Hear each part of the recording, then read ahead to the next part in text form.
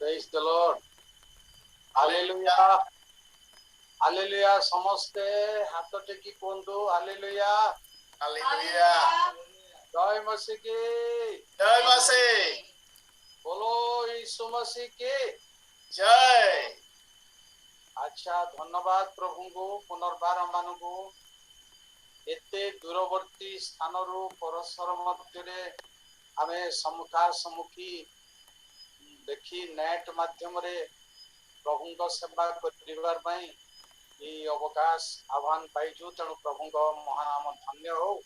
ପ୍ରଭୁଙ୍କୁ ଧନ୍ୟବାଦ ଦେବା ସଙ୍ଗେ ସଙ୍ଗେ ଆଉ ଆସାମ ବଡ଼ପୋଖରୀ ବାପ୍ଟିଷ୍ଟ ମଣ୍ଡଳୀର ବାଳକ ଦିକନ ପ୍ରାଚୀନ ମାନଙ୍କ ନିକଟରେ ସମସ୍ତ ବିଶ୍ୱାସୀ ବିଶ୍ୱାସିନୀ ଭାଇ ଭଉଣୀ ମାନଙ୍କ ନିକଟରେ ଆଉ ଏରିଆର ବାଳକ ମାନେ ଯେଉଁମାନେ ଅଛନ୍ତି ସମସ୍ତଙ୍କ ନିକଟରେ ମଧ୍ୟ ମୁଁ ଧନ୍ୟବାଦ ଜଣାଉଛି। ପ୍ରେଜ ଦ ଲର୍ଡ ଜଣାଉଛି।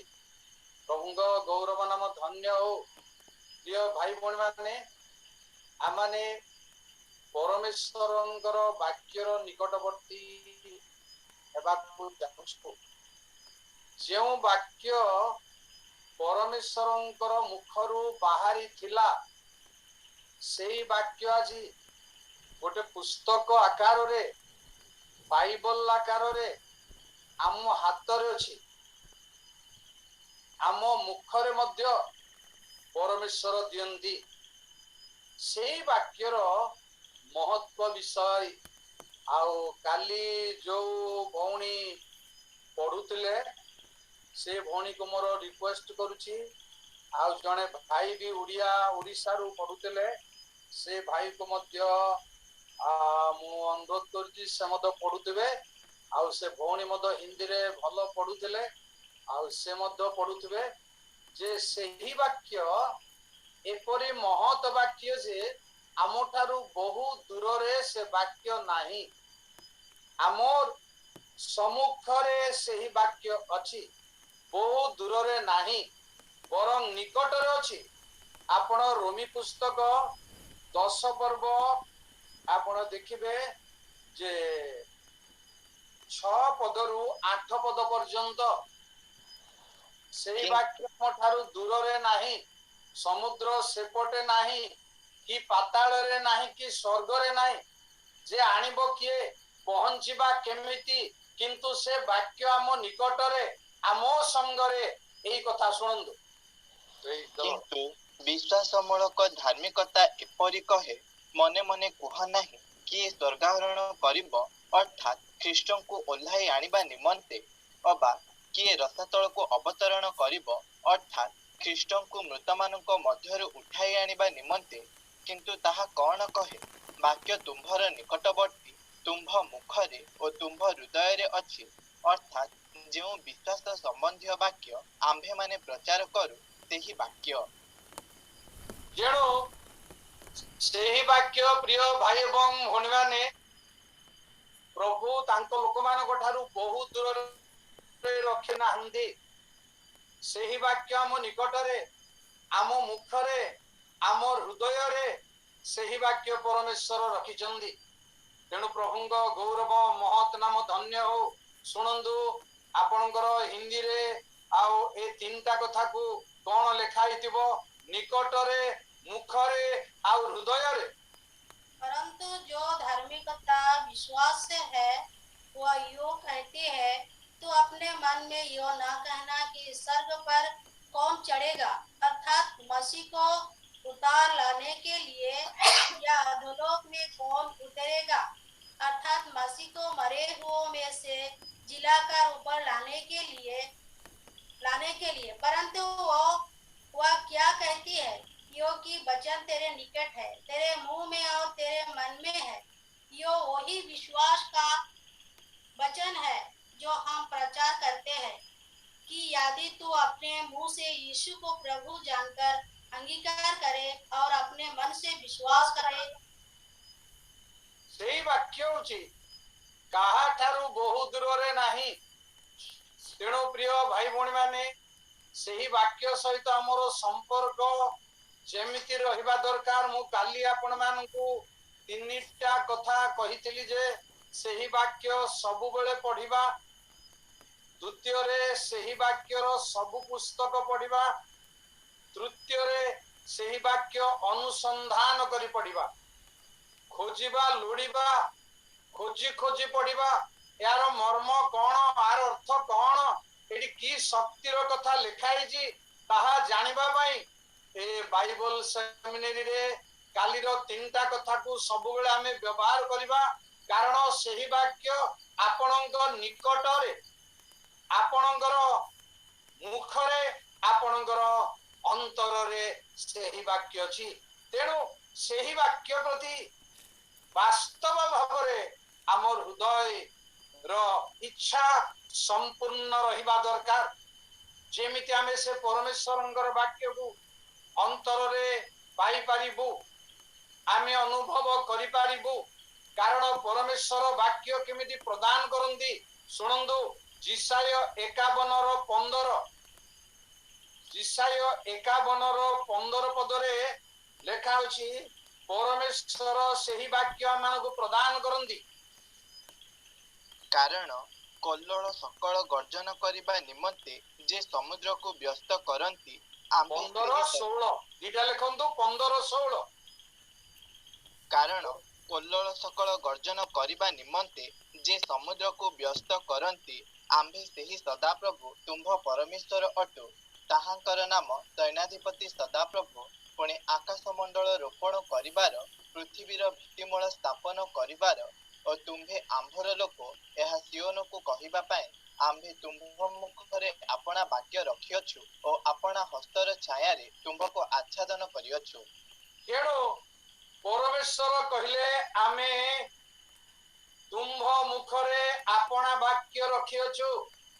ପ୍ରିୟ ଖ୍ରୀଷ୍ଟିଆନ ଭାଇ ଭଉଣୀ ମାନେ, ଯୋଉ ବାକ୍ୟ ପରମେଶ୍ୱରଙ୍କର ମୁଖର ନିର୍ଗତ ବାକ୍ୟ, ସେ ସେହି ବାକ୍ୟ ଆମ ମୁଖରେ ପ୍ରଦାନ କରନ୍ତି, ଆମ ଅନ୍ତରରେ ପ୍ରଦାନ କରନ୍ତି। ଶୁଣନ୍ତୁ ପୁଣି ଯିରିମିୟ 1:6 ପଦ। ପ୍ରଭୁଙ୍କ ଗୌରବ ନାମ ଧନ୍ୟ ହଉ। ଏଥିରେ ମୁଁ କହିଲି, ହାୟ ହାୟ ହେ ପ୍ରଭୁ ସଦାପ୍ରଭୁ, ଦେଖ ମୁଁ କଥା କହି ଜାଣେ ନାହିଁ, କାରଣ ମୁଁ ତ ବାଳକ। ମାତ୍ର ସଦାପ୍ରଭୁ ମୋତେ କହିଲେ, ମୁଁ ବାଳକ ବୋଲି କୁହ ନାହିଁ, କାରଣ ଆମ୍ଭେ ତୁମ୍ଭକୁ ଯାହା ନିକଟକୁ ପଠାଇବା ତୁମ୍ଭେ ତାହା ନିକଟକୁ ଯିବ ଓ ଆମ୍ଭେ ତୁମ୍ଭକୁ ଯାହା ଆଜ୍ଞା କରିବା ତାହା ତୁମ୍ଭେ କହିବ। ଶୁଣନ୍ତୁ, ଆମେ ଛୋଟ ଲୋକ ବୋଲି କହିପାରିବା ନାହିଁ। ଯେଣୁ ପରମେଶ୍ୱର ବାକ୍ୟ ପ୍ରଦାନ କରିବେ 9 ପଦରୁ ଶୁଣନ୍ତୁ। ଛୋଟ ହେଇପାରୁ, ସାଧାରଣ ହେଇପାରୁ, ଦରିଦ୍ର ହେଇପାରୁ, ଅଶିକ୍ଷିତ ହେଇପାରୁ, କିନ୍ତୁ ପରମେଶ୍ୱର ବାକ୍ୟ ମାନଙ୍କୁ ପ୍ରଦାନ କରିବେ, ଆମ ମୁଖରେ ପ୍ରଦାନ କରିବେ। ସେତେବେଳେ ସଦାପ୍ରଭୁ ଆପଣା ହସ୍ତ ବଢାଇ ମୋର ମୁଖ ସ୍ପର୍ଶ କଲେ, ଆଉ ସଦାପ୍ରଭୁ ମୋତେ କହିଲେ, ଦେଖ ଆମ୍ଭେ ଆପଣା ବାକ୍ୟ ତୁମ୍ଭ ମୁଖରେ ଦେଲୁ। ଆପଣ ଝିଅ ପଢନ୍ତୁ ହିନ୍ଦୀରେ ଏଇ 9 ପଦଟି। क्योंकि सेनाओं का यहोवा इस्राएल का परमेश्वर यो कहता है, देख तुम लोगों के देखते और तुम्हारे ही दिनों में मैं ऐसा करूंगा कि इस स्थान में ना तो हर्ष और ना आनंद का शब्द सुनाई पड़ेगा, ना दूल्हे और दुल्हन का शब्द। यिर्मयाह 1:9 पढ़िलो। यहोवा का यह वचन मेरे पास पहुंचा, इस स्थान में विवाह करके बेटे बेटियां मत जन्मा, क्योंकि जो बेटे बेटियां इस स्थान में उत्पन्न हो और जो माताएं उन्हें जने और जो पिता उन्हें इस देश में जन्माए, उनके विषय यहोवा यो कहता है, वे बुरी बुरी बीमारियों में मरेंगे, उनके लिए कोई छाती ना पीटेगा, ना उनको मिट्टी देगा, वे भूमि के ऊपर खाद के समान पड़े रहेंगे। ସେଇଟା ନାହିଁ, ଯିରିମିୟ 1:9।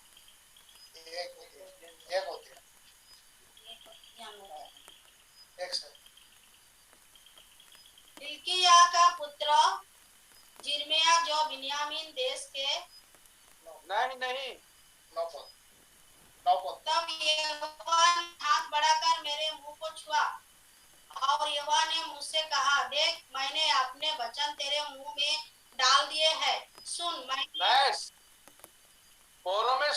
कहले जिर्मियो को तुम्भ मुखरे आंभे आंबर वाक्य प्रदान कलु तेणु सही वाक्य आज तांको लोक मानकर मुखरे प्रदान करा जाए करा जीव प्रिय भाई बणे मान मंडलीर भाई बणे माने सेही स्वर्गीय वाक्य को आम मुखरे नेबा पाई आम हृदय रे नेबा पाई परमेश्वर प्रदान करजंदी सुनंदु द्वितीय सामुएल 23 पर्वर 2 पद भलरे सुनंदु भलरे पढंदु द्वितीय सामुएल 23 पर्वर 2 मो द्वारा सदाप्रभुଙ୍କ आत्मा कहिले ओ ताहांकर वाक्य मो जिभारे थिला तेणु परमेश्वरंकर वाक्य आम जिभारे प्रदान कर जीव ताहा जेडे बड़ महत वाक्य हो आम जिभारे प्रदान कर जीव पढंदु पढंदु हिंदी रे द्वितीय सामुएल 23 पर्वर 2 पद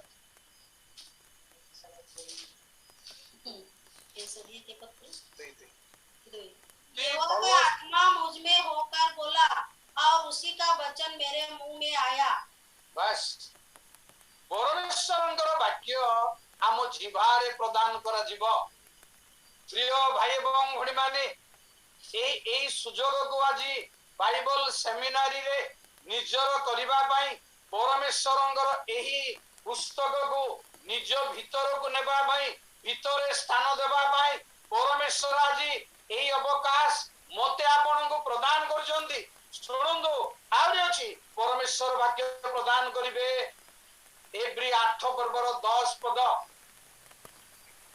एब्री 8 पर्वर 10 कारण प्रभुଙ୍କ କଥା ଏହି ସେହି ସମୟ ଉତ୍ତାରେ ଆମ୍ଭେ ଇସ୍ରାଏଲ ବଂଶ ସହିତ ଯେଉଁ ନିୟମ ସ୍ଥାପନ କରିବା ତାହା ଏହି ଆମ୍ଭେ ସେମାନଙ୍କ ମନରେ ଆପଣା ବ୍ୟବସ୍ଥା ଦେବା ସେମାନଙ୍କ ହୃଦୟରେ ଏସବୁ ଲେଖିବା जेणु परमेश्वर जानिछन्ति जे दिन आसीबो एई बाइबल एई पुस्तक नष्ट करि पारे शैतान या विपरीत हो जाई पारे बदली जाई पारे शैतान को बदलाई पारे तेणु परमेश्वर तांको लोक मानकर हृदय रे तांको लोक मानकर मुख रे जिभारे लेखिबा को चाहुचंदी प्रदान करिबा को चाहुचंदी तेणु पावल कहले आम मुख रे आम हृदय रे आम निकट रे सेही वाक्य को स्थान देबा पई आमे परमेश्वरଙ୍କ ठारे निजको समर्पण करू कारण जिरिमिय 15 पर्वर 16 पदरे देखंदु सेही वाक्य को की प्रकार स्थान देबा दरकार तुम्भर वाक्य प्राप्त हैला पुणी मु ताहा भोजन कली आउ तुम्भर वाक्य मोर आनंद और चित्तर आह्लादजनक हैला कारण हे सैन्याधिपति सदाप्रभु परमेश्वर मु तुम्भ नाम रे ख्यात अटे जेणु परमेश्वरଙ୍କର वाक्य एपरी दत्त हुए जे ताको आहार भाव रे आमे ग्रहण करि पारछि खाद्य जेमिति ग्रहण करू परमेश्वरଙ୍କର दत्त वाक्य सेमिति ग्रहण करिबा दरकार आज बाइबल सेमिनारी रे पढंदु आपनकर हिंदी बाइबल रु जेमिति समस्त बुझि पारिबे जिरेमिया 15 पर्वर 16 पद जब तेरे वचन मेरे पास पहुँचे तब मैंने उन्हें मानो खा लिया और तेरे वचन मेरे मन के हर्ष और आनंद का कारण हुए क्योंकि हे सेनाओं के परमेश्वर यहोवा मैं तेरा कहलाता हूँ जेणु जेतेबेले परमेश्वर वाक्य प्रदान करंती प्रिय भाई बहन माने सेही वाक्य आम मानकर अंतर रे वास करे रहे कार्य रे परिणत करे शक्तिर कार्य साधन करे आउ केमती भाव करे सुनंदु प्रथम रजावली 17 पर्वर 24 पदरे परमेश्वरंकर वाक्य तांको लोक मानक मध्य रे रही थाए आउ शक्तियुक्त भाव रे रही थाए ताहा आज आम मध्य रे रहिबा निहाती दरकार एथिरे ते स्त्री एलियों को कहिला तुम्भे जे परमेश्वरंक लोक और तुम्भ मुखरे सदाप्रभुंकर वाक्य जे सत्य एहा एबे मु जानिली परमेश्वरंक लोक मानकर मुखरे परमेश्वरंक सत्य वाक्य रही थाए सुनंदु आपनकर हिंदी रे पढंदु प्रेज द लॉर्ड एते करबो प्रथम राजा बोली 17 24। 24। हाँ, स्त्री ने एलिया से कहा, अब मुझे निश्चय हो गया है कि तू परमेश्वर का जन है और यहोवा का जो वचन तेरे मुंह से निकलता है वह सच होता है। ବେଶ ପରମେଶ୍ୱରଙ୍କର ବାକ୍ୟ ତାଙ୍କ ଲୋକମାନଙ୍କର ମଧ୍ୟରେ ରହିଥାଏ କାର୍ଯ୍ୟରେ ପରିଣତ କରିବା ପାଇଁ। ପ୍ରିୟ ଭାଇ ଭଉଣୀମାନେ ଆସନ୍ତୁ ପରମେଶ୍ୱରଙ୍କର ବାକ୍ୟକୁ ହୃଦୟରେ ସ୍ଥାନ ଦେବା ପାଇଁ, ହୃଦୟରେ ଅନୁଭବ କରିବା ପାଇଁ, ଆମେ ଗ୍ରହଣ କରିବା ପାଇଁ, ତାକୁ ଭୋଜନ କରିବା ପାଇଁ, ଆପଣାର କରିବା ପାଇଁ ପରମେଶ୍ୱରଙ୍କର ବାକ୍ୟକୁ ଆମେ ସମ୍ପୂର୍ଣ୍ଣ ସ୍ଥାନ ଦେଉ। କାରଣ ଦିନ ଆସିବ, ସମୟ ଆସିବ, ବାକ୍ୟକୁ ବିକୃତ କରିବା ପାଇଁ ଶୟତାନ ଚେଷ୍ଟା କରିବ, ବାଇବଲକୁ ବିକୃତ କରିବା ପାଇଁ ଚେଷ୍ଟା କରିବ।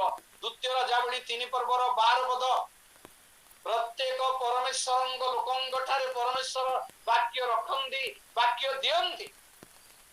ତେବେ ଜିହୋଶାଫାଟ କହିଲେ, ସଦାପ୍ରଭୁଙ୍କର ବାକ୍ୟ ତାହାଙ୍କ ଠାରେ ଅଛି। ତେଣୁ ଇସ୍ରାଏଲର ରାଜା ଓ ଜିହୋଶାଫାଟ ଓ ଇଦୋମର ରାଜା ତାଙ୍କ ନିକଟକୁ ଗଲେ। ଶୁଣନ୍ତୁ ଆପଣ 3:12। तब यहोशाफात ने कहा, उसके पास यहोवा का वचन पहुंचा करता है। तब इस्राएल का राजा और यहोशाफात और एदोम का राजा उसके पास गए।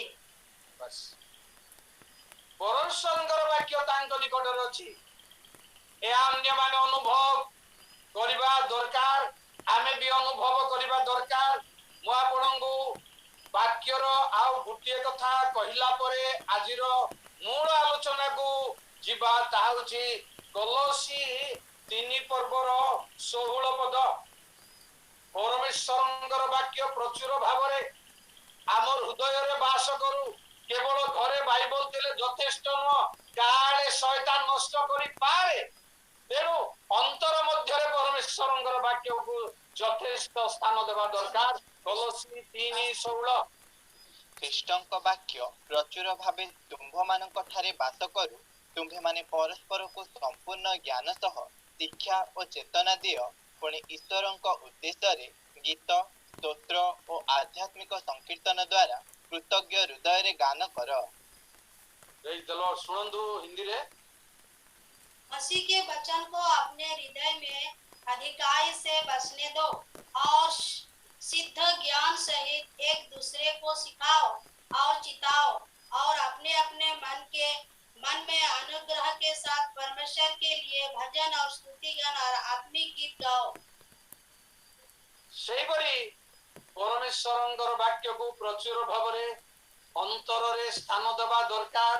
ସେ ଯୋଉ ପ୍ରକାର କାର୍ଯ୍ୟ କରିବାକୁ ଚାହୁଁଛନ୍ତି ଆମ ହୃଦୟରେ, ଆମ ମନରେ ସେହି ପ୍ରକାର କାର୍ଯ୍ୟ କରିବାର ସୁଯୋଗ ଆମେ ଦେବା ଦରକାର।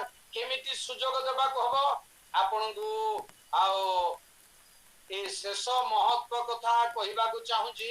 ଶୁଣନ୍ତୁ, ଜିହିଜିକଲ 3 ପର୍ବ 1-3 କେମିତି ଗ୍ରହଣ କରିବାକୁ ହେବ, ପରମେଶ୍ୱରଙ୍କର ବାକ୍ୟ କେମିତି ସ୍ଥାନ ଦେବାକୁ ହେବ, ମୋତେ ଆପଣଙ୍କୁ ଆଜି ସେମିନାରୀରେ ଭଲରେ ଶୁଣନ୍ତୁ। ଅନନ୍ତର ସେ ମୋତେ କହିଲେ, ହେ ମନୁଷ୍ୟ ସନ୍ତାନ, ତୁମ୍ଭ ନିକଟରେ ଯାହା ଉପସ୍ଥିତ ତାହା ଭୋଜନ କର। ଏହି ନଳାକାର ପୁସ୍ତକ ଭୋଜନ କର ଓ ଯାଇ ଇସ୍ରାଏଲ ବଂଶ ସହିତ କଥା କୁହ। ତହିଁରେ ମୁଁ ଆପଣା ମୁଖ ଫିଟାନ୍ତେ ସେ ମୋତେ ସେହି ନଳାକାର ପୁସ୍ତକ ଭୋଜନ କରାଇଲେ। ପୁଣି ସେ ମୋତେ କହିଲେ, ହେ ମନୁଷ୍ୟ ସନ୍ତାନ, ଆମ୍ଭେ ତୁମ୍ଭକୁ ଯେଉଁ ନଳାକାର ପୁସ୍ତକ ଦେଉ ତାହା ତୁମ୍ଭେ ଜଠରରେ ଗ୍ରହଣ କରି ଆପଣା ଉଦର ପୂର୍ଣ୍ଣ କର। ତହିଁରେ ମୁଁ ତାହା ଭୋଜନ କଲି, ଆଉ ମିଷ୍ଟତା ସକାଶୁ ତାହା ମୋ ମୁଖକୁ ମଧୁ ପରି ଲାଗିଲା। ପ୍ରେଜ୍ ଦ ଲର୍ଡ। ଶୁଣନ୍ତୁ ହିନ୍ଦୀରେ। ଜିହିଜିକଲ ଇଜେକିଏଲ 3:1-3।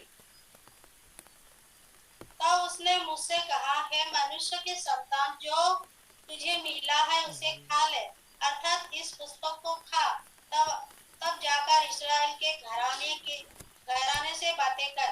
इसीलिए मैंने मुंह खोला और उसने वह पुस्तक मुझे खिला दी। तब उसने मुझसे कहा, हे मनुष्य के संतान, यह पुस्तक जो मैं तुझे देता हूँ उसे बचा ले और अपनी अंतड़ियाँ इससे भर ले।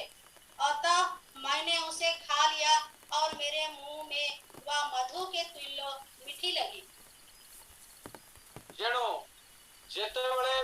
परमेश्वरंकर वाक्य को आमे जीवन रे ग्रहण करू ताहा भोजन करिबा तुल्य ग्रहण करिबा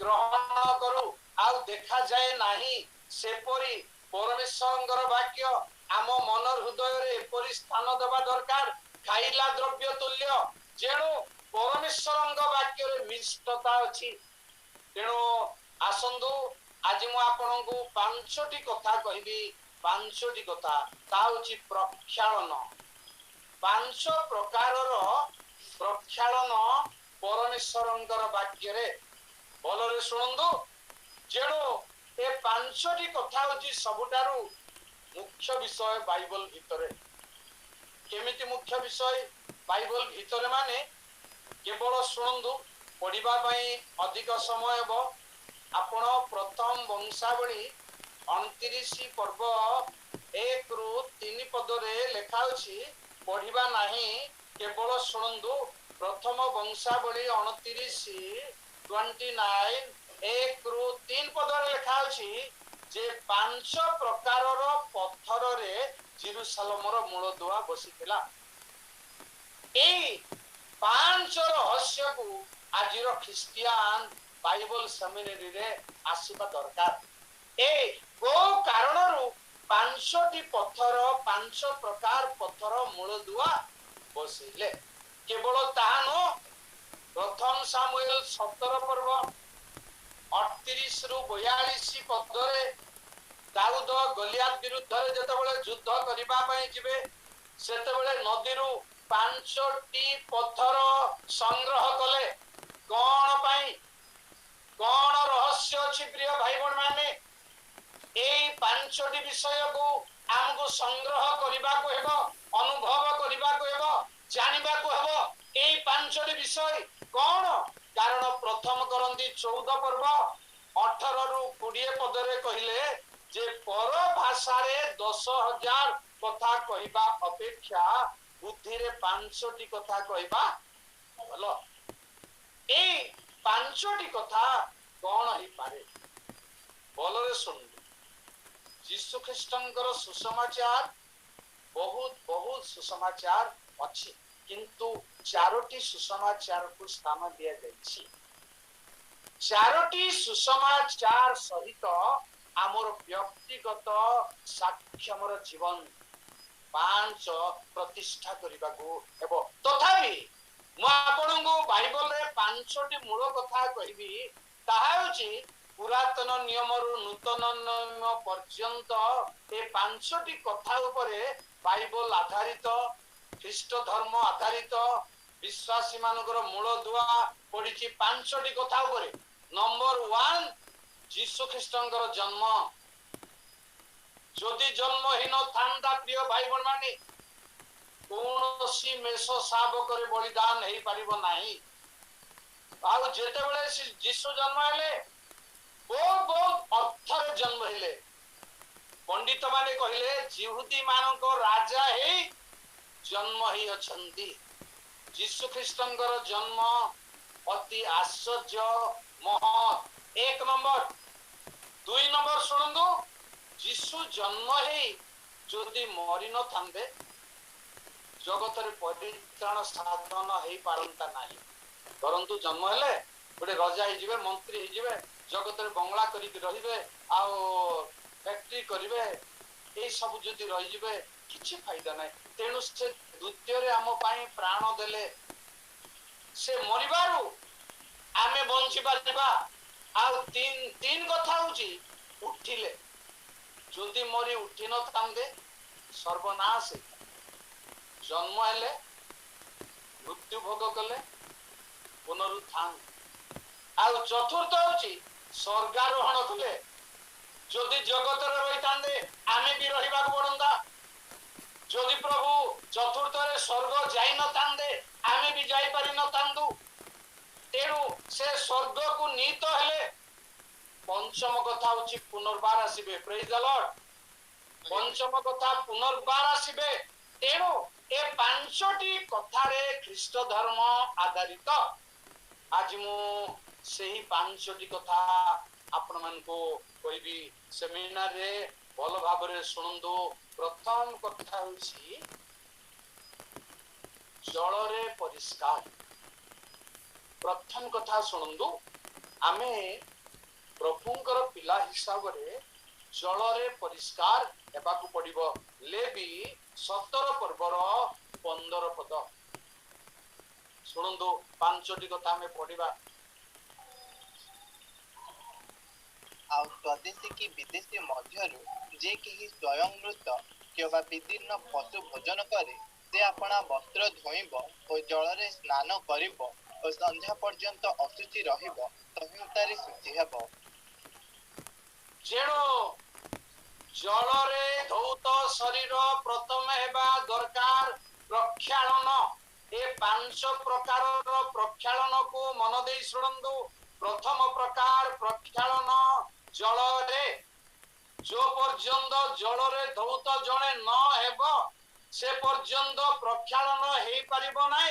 यात्रा 29 पर्वर 4 पदर शुणु। Praise the Lord. आउ हारण को और ताहार पुत्रगण को समागम तंबू द्वार निकट को आनी जल रे सेमान को स्नान कराइब। तापर समान अभिषेक को जिवे। प्रथम प्रक्षालन जल रे शुणु। द्वितीय राजावली 5 पर्वर 13 पदरे नामान कुष्टी नामान जो पर्यंत जल रे धौत होई नथिला से पर्यंत शुचि हेई पारिला नाही। तेणु प्रथम प्रक्षालन 5 प्रकार प्रक्षालन मध्यरु प्रथम प्रक्षालन जल रे धौत स्नान। शुणु एथिरे ताहार दास माने निकट को आसी ताहाको कहिले आम्भपित जेबे से भविष्यत वक्ता कोनोसी बड़ कार्य करिबाकू आपनको आज्ञा करिथांते तेबे कि आपण ताहा करि न थांते तेबे स्नान करी शुचि हो। एही कथा जेतेबेले से आपनको कहंती ताहा मानिबा केते अधिक कर्तव्य। हिंदी रे शुणु। द्वितीय राजावली 5 पर्वर 13। Praise the Lord. उसके सेवक पास आकर कहने लगे, हे हमारे पिता, यदि भविष्यत वक्ता तुझे कोई भारी काम करने की आज्ञा देता तो क्या तू उसे ना करता? फिर जब वह कहता है कि स्नान करके शुद्ध हो जा, तो कितना अधिक इसे मानना चाहिए। जेणु स्नान रे प्रक्षालन प्रथम प्रक्षालन जल रे। कारण प्रिय भाई भौणी माने जहन सुसमाचार 13 पर्वर 7 पदरे प्रभु कहले जे स्नान करी अछि से शुचि होई अछि। शुचिकरण निमंते प्रभुंका निकटवर्ती हेबा निमंते जल रे स्नान करिबा प्रथम प्रक्षालन पाउ वास्तव भाव रे। तापरे जहन सुसमाचार 9 पर्वर 7 पदरे जेतेबेले अंध को प्रभु माटी ले पिले कहिले पोखरी को जाई धोइबो। हिंदी रे पढंदु।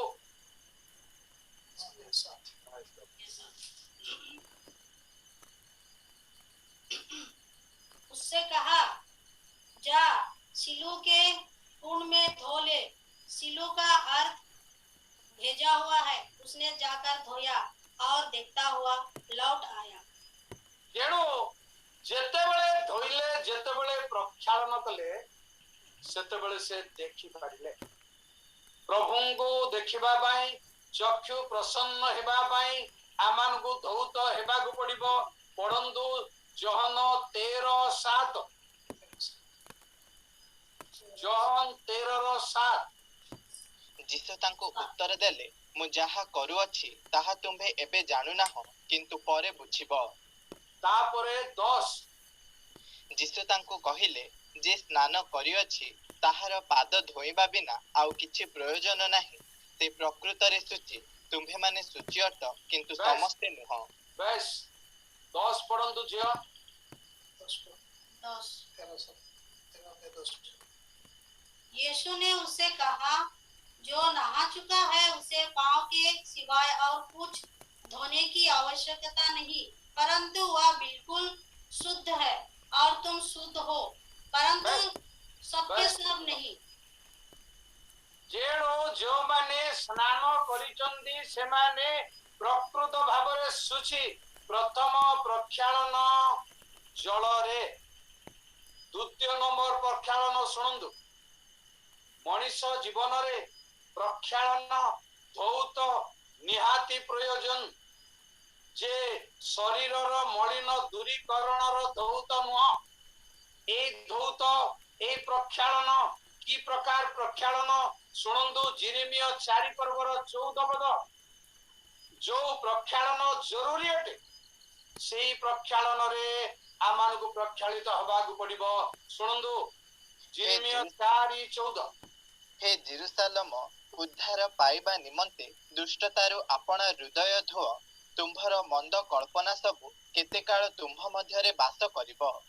वर्तमान द्वितीय रे हमें सुनिबा जे हृदय प्रक्षालन शुणु हिंदी रे ये यरूशलेम अपना हृदय बुराई से धो कि तुम्हारा उद्धार हो जाए। तुम कब तक व्यर्थ कल्पनाएं करते रहोगे।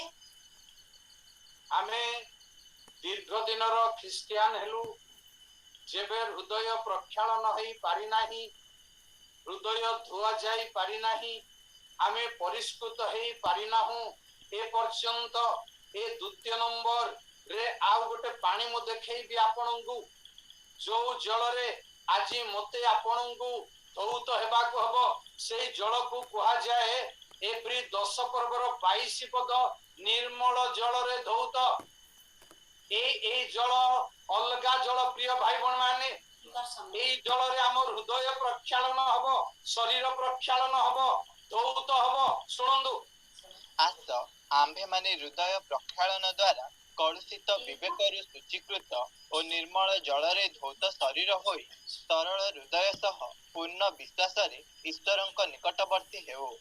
तेणु शुणु हिंदी रे हृदय प्रक्षालन जल गोटे अच्छे निर्मल जल से जल रे आज धौत हवा प्रयोजन द्वितीय नंबर प्रक्षालन रे।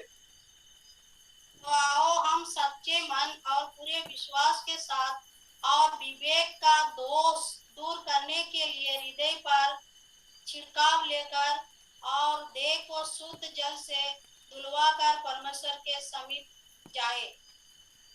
जेणु ए उची निर्मल जल गोटे आउ गोटे जल अछि एहा जागतिक जल नह किंतु परमेश्वरंकर वाक्य रूप जल रे वाक्य रूप जल बोली आपनकु एपीसी 5 पर्वर 26 पदर शुणु जे परमेश्वरंकर वाक्य ही सही निर्मल जल अटे आमानकु धौत प्रक्षालन करिबा पई जेपरि वाक्य और जल प्रक्षालन द्वारा ते ताहाको परिष्कार करी पवित्र करते। शुणु धीरे अवसर को बहुमूल्य समझो क्योंकि दिन बुरे हैं। हाँ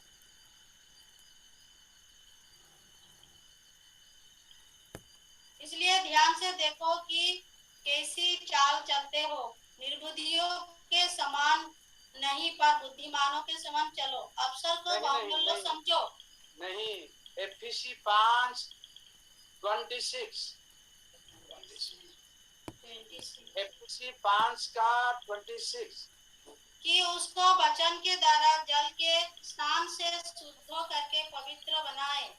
बस परमेश्वरंग वाक्य रे शुद्ध पवित्र प्रक्षालन एबा द्वितीय प्रक्षालन आज आमे ए सेवा कार्यर बकाश रे परमेश्वरंगर वाक्य रे निजको परिष्कार करू। जन सुसमाचार 15 पर्वर 3 पदर शुणु वाक्य रे परिष्कार होंदी। मु तुम्भ मानकु जेउ वाक्य कहि अछि तेथि जोगु तुम्भे माने परिष्कृत होई सारी अछ। Praise the Lord. शुणु हिंदी रे तुम तो उस वचन के कारण जो मैंने तुमसे कहा है शुद्ध हो। जेतेबेले परमेश्वर तांको वाक्य प्रदान करंदी सेतेबेले से हमको शुद्ध करंदी आमे शुद्ध हे। तेणु द्वितीय प्रक्षालन परमेश्वरंको वाक्य रूप जल रे द्वितीय प्रक्षालन हुए। मु आपनकु तृतीय प्रक्षालन कथा कहूची शुणु। तृतीय प्रक्षालन होची प्रार्थना रे। तृतीय धौत होची प्रार्थना रे। ख्रिस्टियान भाई भणी माने जेबे आम मध्य स्वतंत्र प्रार्थना नहीं तेबे प्रक्षालन हेई पारिबा नहीं। प्रेरित 22 पर्वर 16 पदरे देखंदु तृतीय प्रकार प्रक्षालन पापर धौत को माध्यम रे हेबार संभावना अछि। सुनंदु आउ एबे तुम्हे काहे की विलंब करूअछ? उठ बाप्तिजित हुओ, पुणी ताहांक नामरे प्रार्थना करी अपना पाप सबु धोई पकाओ। जेणु परमेश्वर निकटरे जो माने प्रार्थनार जीवन यापन करंदी पाप सबु धोई होई जाए। Praise the Lord. भाई भणी माने प्रार्थनार जीवन यापन करबा दरकार। सुनंदु हिंदी रे 22:16 अब क्यों देर करता है? उठ बपतिस्मा ले और उसका नाम लेकर अपने पापों को धो डाल। जेते बेले आमे बपतिस्मा हेबो प्रार्थना करिबो पाप सबु धौत हो। बपतिस्मा रे प्रार्थना रे पाप सबु धौत हबार आउ गुटिए वाक्य मु आपण मानकु कहिबी ता होची प्रथम पीतर 3 पर्व 20-21 केवल पढ़ंतु। पूर्व काल रे नोहंक समय रे जहाज निर्मित हेउथिबा बेले जेतेबेले ईश्वर दीर्घ सहिष्णु होई अपेक्षा करुथिले तेही समय रे सेमाने अबाध्य होइथिले तेही जहाज रे प्रवेश करी अल्प लोक अर्थात 8 प्राणी जल मध्य देई रक्षा पाइले। सेथिर प्रतिरूप बाप्तिस्म अर्थात शरीरर मलिनता दूरीकरण नुहे किंतु ईश्वरंक निकटरे तुसी विवेक पाइबा निमंते प्रार्थना एहा मलिन दूरीकरण स्नान नुह प्रक्षालन नुह एहा पवित्रतार प्रक्षालन। हिंदी रे सुनंदु 1 पीतर 3:21 उसी पानी का दृष्टांत भी अर्थात बपतिस्मा यीशु मसीह के जी उठने के द्वारा अब तुम्हें बचाता है। इससे शरीर के मैल को दूर करने का अर्थ नहीं है परंतु शुद्ध विवेक से परमेश्वर के वश में हो जाने का अर्थ है।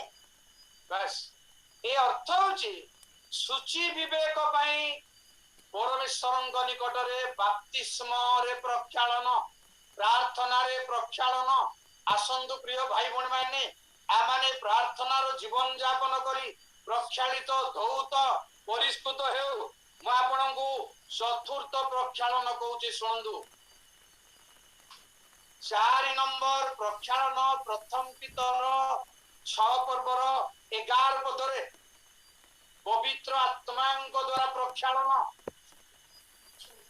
प्रथम करंदी 6 पर्व 11 आउ तुम्भ मानक मध्यरु केही केही एही प्रकार थिल किंतु प्रभु यीशु ख्रीष्टंक नामरे ओ आंभ मानक ईश्वरंक आत्मांक द्वारा तुम्भे माने धौत होइअछ पवित्रीकृत होइअछ ओ धार्मिक बोली गणित होइअछ। धौत को द्वारा हेबे हिंदी रे सुनंदु। और तुम में से कितने ऐसे ही थे परंतु तुम प्रभु यीशु मसीह के नाम से और हमारे परमेश्वर के आत्मा से धोए गए और पवित्र हुए और धर्मी ठहरे। जेणु ये चतुर्थ प्रकार प्रक्षालन पवित्र आत्मांक द्वारा ख्रिस्टियान भाई भणी माने आमे जेते वर्षर ख्रिस्टियान हेले मध्य केते स्नान कले मध्य केते वाक्य सुनिले मध्य प्रार्थना कले मध्य पवित्र आत्मांक पाइबा दरकार। पवित्र आत्मांक द्वारा प्रक्षालन हवा दरकार धौत हवा दरकार। आज समय थाउ थाउ एहा होची चतुर्थ प्रकार प्रक्षालन।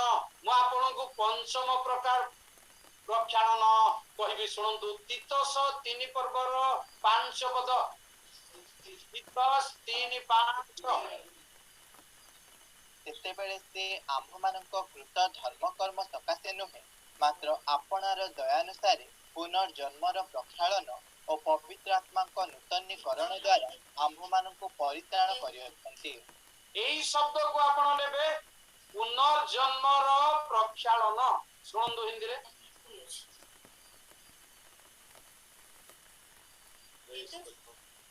कितने पर्व 3:5 तीतस। तो उसने हमारा उद्धार किया और यह धर्म के कामों के कारण नहीं जो हमने आप किए, पर अपनी दया के अनुसार नए जन्म के स्नान और पवित्र आत्मा के हमें नया बनाने के द्वारा हुआ। नया जन्म का स्नान बोली आपण सुनिले पुनर्जन्मर प्रक्षालन यह पानी रे हे परिबो नाही। केवल पुनर्जन्म पाइबा निहाती दरकार। यह पुनर्जन्म उपरे जीसु निकोदिम को कहले यह न हेले केही स्वर्ग राज्य देखि पारे नाही कि प्रवेश करि पारे नाही। आसंदु ए 5 प्रकार प्रक्षालन रे निजको समर्पण करू। ए सब मध्य रे आमानगु आउ परमेश्वरंकर पुत्र प्रभु जीशु ख्रीष्टंकर निकटवर्ती हेबा द्वारा ए सबुर प्रक्षालन केवल तांको द्वारा संभव होई थाए। तांको प्रभु जीशु ख्रीष्टंगु प्राणकर्ता भावरे मन हृदय समर्पण करी ए दिन मानकरे आमे प्रक्षालनर जीवन यापन करी आगकू आसु। प्रभुଙ୍କ दिन सन्निकट रे तांको साक्षात करिबाकू जाऊ। प्रभु समस्तंको आशीर्वाद करंतु। धन्यवाद।